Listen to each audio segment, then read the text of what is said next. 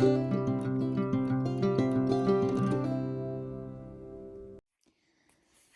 I'm going to talk a bit about tension and getting correct tension. When you get a new long arm, it's the first thing that, at least the first thing that I struggled with, was getting the tension correct.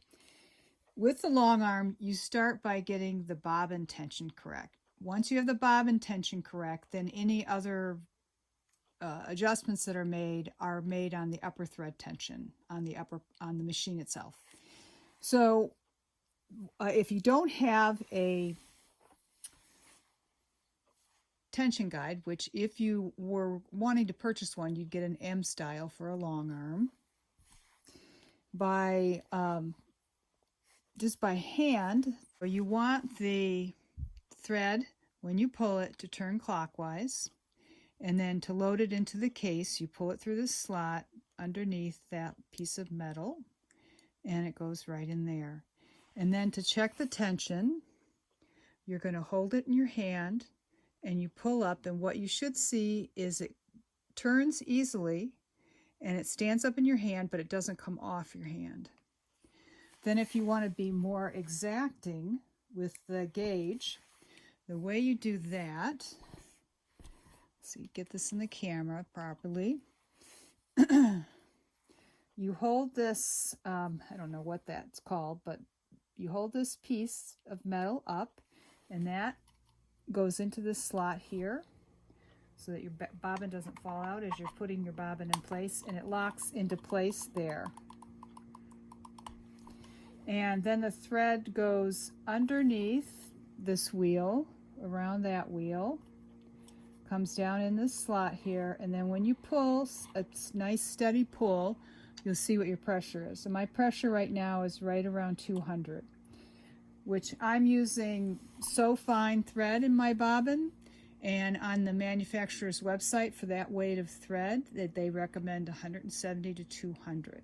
So I am in the sweet spot. If I needed to make a correction, the bobbin case has two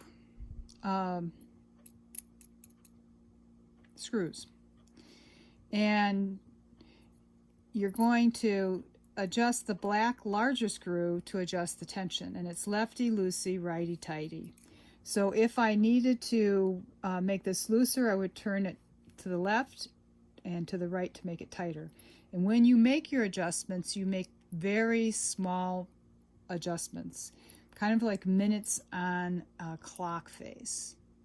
You don't turn it very much, and then you retest it. Then if you're still having tension difficulties, it's probably your upper tension. And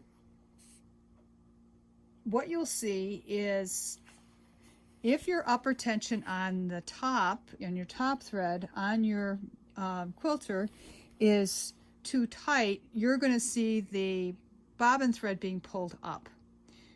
And if it's too loose on the bottom, you'll see the top thread on the bottom of your quilt looping. So you want the tension is basically this yin-yang pulling dynamic where you want them to meet in the middle, and so you see a nice stitch on the top and a nice stitch on the bottom. And then if you do need to adjust your tension on the top, that's adjusted on the tension dial like most sewing machines. And when you make adjustments here, again, it's lefty-loosey, righty-tighty, but your adjustments on the top thread are going to be much bigger than you would on the bobbin. If I were thinking that I needed to make this really tight, or much tighter, or a little bit tighter, I would turn this probably from 12 o'clock to 6 o'clock and then retry it. And I might have to turn it even more than that to make a change.